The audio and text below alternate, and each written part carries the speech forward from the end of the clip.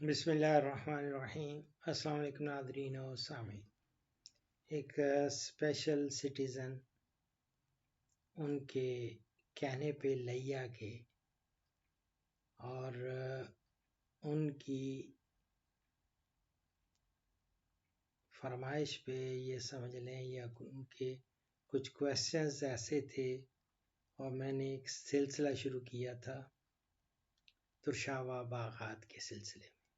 7 programme میں نے وہ آلریڈی کیے ریکارڈ۔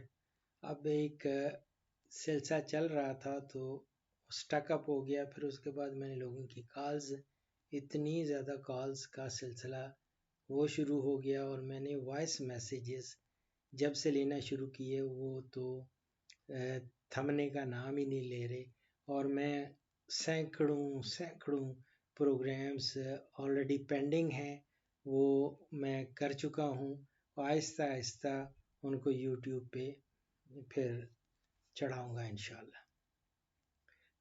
جہاں تک ترشاوا باغات میں یا دوسرے باغات میں سبز کھادوں کا تعلق ہے، سبز کھادیں یاد رکھیں زمینی ساخت کو بہتر بناتی ہیں اور زمینی زرخیزی میں اضافہ کرنے والے ہوتے ہیں بیکٹیریا، ویری امپورٹنٹ بیکٹیریا، ان کی افزائش میں وہ معاون ثابت ہوتی ہیں اور زمین میں نامیاتی مادہ میں اضافہ کرتی ہیں، جس کی ہماری زمینوں میں سخت کمی ہے۔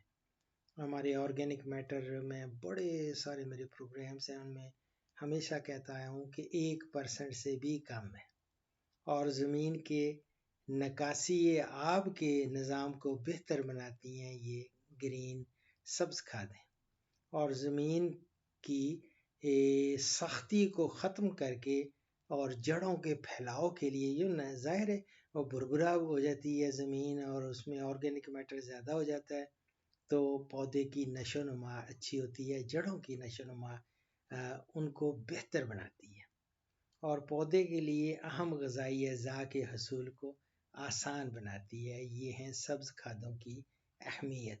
اور ترشاوا باغات کی کامیاب کاشت کے لیے نامیاتی مادہ کی مقدار کتنی ہونی چاہیے پتہ ہے آپ کو؟ 2 سے لے کے 2.5% تو لازمی ہونی چاہیے، اور جبکہ ہماری زمینوں میں نامیاتی مادہ کی آپ کو میں نے بتایا نا 1% سے بھی کمی ہے، اور ترشاوا پودوں کے لیے درکار غذائی عناصر کی کل مقدار کا تقریباً نصف حصہ جو ہے وہ نامیاتی مادہ کی صورت میں مہیا کرنا چاہیے۔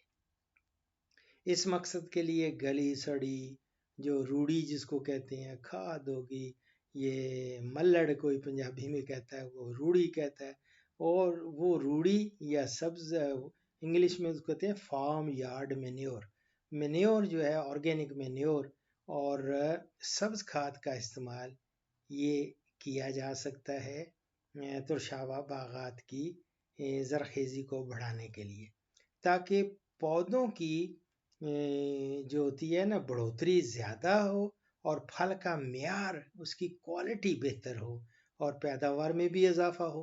اور ترقی یافتہ ممالک جو ہیں ڈیولپ کنٹریز ہیں نا، ان میں ترشاوا پھلوں کی پیداوار 40 ٹن فی ایکڑ ہے۔ آپ سوچیں ذرا، 40 ٹن یعنی 40,000 کلو گرام فی ایکڑ ہے، اور جبکہ پاکستان میں کتنی ہے؟ 10 ٹن۔ 40 ٹن کہاں، 10 ٹن کہاں؟ میری جان، اس کے لیے ضروری ہے کہ سبز کھادوں کا استعمال کیا جائے۔ اب رہا کہ سبز کھادوں کے لیے کون کون سی سبز کراپس لگائی جائیں جن کی سے سبز کھاد حاصل ہوتی ہے؟ اس میں گوارا ہے، سن ہے، جنتر ہے اور سنجی یا شفتل ہے۔ یہ میں آپ کو بتا رہا ہوں، وہ جو بہت ہی زبردست ہے، اس کا وقت کاشت بھی بتا دوں گا ہر ایک کا، اور ان کو اور شرح بیج بھی بتا دیتا ہوں، اور پھر ان کو گرو کر لی یا سوئنگ کر لی، اور دبانے کا وقت کون سا ہونا چاہیے وہ بھی بتا دیتا ہوں، اور اس سے کتنا مادہ جو ہے مقدار کتنے وہ فی ایکڑ کلو گرام میں حاصل ہوگی، اور نائٹروجن کی مقدار وہ بھی کتنی کلو گرام فی ایکڑ وہ ایڈ ہوگی، یہ میں آپ کو میری جان بتاتا ہوں۔ پہلا ہے گوارا۔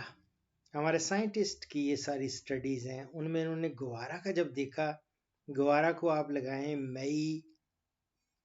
مئی اور جون، مئی سے لے کے جون تک آپ آرام سے گوارے کی کاشت کر دیں کھاتوں اپنے باغات میں، اور اس کے لیے بیج کتنا چاہیے؟ 12 کلو گرام چاہیے ہوگا بیج۔ اور دبانے کا وقت کیا ہے؟ دبانے کا جولائی میں آپ نے اس کو آپ دبا دیں، اور نامیاتی مادہ کی مقدار فی ایکڑ جو حاصل ہوگی وہ کوئی 7500 کلو گرام نامیاتی مادہ اس کو حاصل ہو جائے گا۔ اسی طرح نائٹروجن اس میں پتہ کتنی ہے؟ وہ 46 کلو گرام، 46 کلو گرام تو نائٹروجن ایڈ ہو جائے گی زمین میں۔ یہ گوارے کی بات کر رہا ہوں۔ اس کے بعد ہوتی ہے سن، سن ہیمپنی جس کو کہتے، سن کا آپ اپریل سے لے کے مئی تک اس کی سوئنگ کرتے ہیں، اور سن کا بیج کتنا چاہیے؟ 28 کلو گرام فی ایکڑ بات کر رہا ہوں۔ اسی طرح یہ دبانے کا وقت جولائی سے لے کے اگست تک آپ زمین میں اس کو دبا دیں، اور نامیاتی مادہ کی مقدار کتنی حاصل ہوگی؟ وہی 7500 کلو گرام، اور اس میں البتہ گوارے سے تھوڑی کم ہے، 38 کلو گرام یہ ایڈ کرتا ہے ایک ایکڑ میں، سن سے ایڈ ہوتی ہے نائٹروجن ایک ایکڑ میں۔ اس کے بعد آتے ہیں جنتر۔ جنتر جو ہے مارچ سے لے کے اپریل تک آپ اس کی سوئنگ کریں، اور کتنا بیج چاہیے؟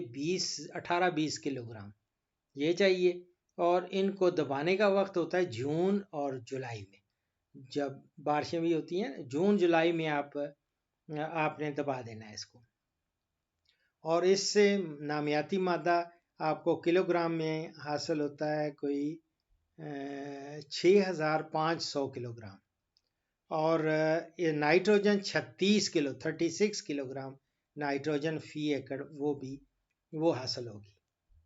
اس کے بعد ہے سنجی یا شفتل، آج کل جو لگا رہے ہیں لوگ، نومبر ہے نا، اکتوبر نومبر میں یہ سنجی لگتی ہے اور شفتل لگتا ہے، اکتوبر اور نومبر میں۔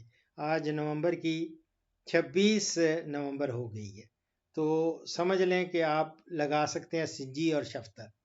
میری جان اس میں کتنا سیڈ چاہیے؟ 15 کلو گرام سیڈ چاہیے ایک ایکڑ کے لیے، شفتل کا یا سنجی کا۔ اور اس کو دبانے کا وقت کیا ہے؟ وہ آپ جنوری سے لے کے فروری تک، اگلے 2 مہینے کے بعد آپ نے اس کو دبا دینا ہے، جنوری سے فروری تک۔ اور اس سے البتہ سب سے زیادہ ہوتا ہے نامیاتی مادہ، شفتل اور سنجی سے زیادہ نامیاتی مادہ کی مقدار حاصل ہوتی ہے ایک ایکڑ میں، کتنی بلا؟ 8700 کلو گرام۔ دوسری دیکھیں نا 7500 یا 6500 ہوتی جنتر میں، تو اس میں شفتل اور سنجی میں اس کی زیادہ مقدار نامیاتی مادہ کی ہوتی ہے، 8700 کلو گرام، اور 56 کے جی جو ہوتا ہے وہ نائٹروجن۔ اب رہا کہ زمین میں دبا کر پانی لگا دینا چاہیے، یہ کچھ ایسی ٹپس دے رہا ہوں، اور جس سے زمین کی زرخیزی بڑھتی ہے، اس لیے سال میں ایک دفعہ لازمی گرین مینورنگ کریں، ضروری ہے کہ، اور یہ پھلی دار فصلات ہیں ساری ان کو، اور ان میں نوڈیولز ہوتے ہیں نیچے جڑوں میں، جس سے وجہ سے نائٹروجن فکس کرتے ہیں، نائٹروجن کی مقدار بڑھتی ہے، اور فصلہ یہی جب کریں گے انشاءاللہ تعالی، اور یہ میں دوسری زمینوں میں بھی جن میں نامیاتی مادہ کم ہے ان کے ویسے اگر فصل کے طور پہ بھی لگائیں گے نائٹروجن فکس ہو جائے گی، زمین میں نائٹروجن کی مقدار بڑھتی ہے، لیکن کیا ہی بات ہے سبز کھاد کے طور پہ جب کریں گے تو پھر آپ نامیاتی مادہ بھی مقدار بڑھا دیتے ہیں اور زرخیزی بھی اس کی بڑھ جاتی ہے۔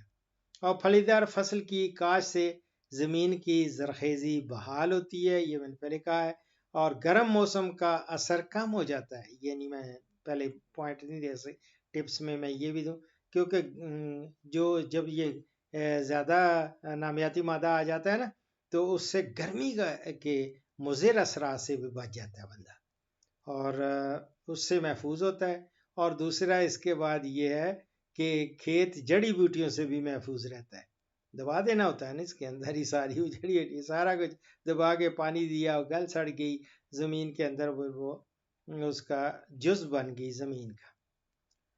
اللہ اکبر، اللہم صلی علی سیدنا مولانا محمد وبارک وسلم علیہ۔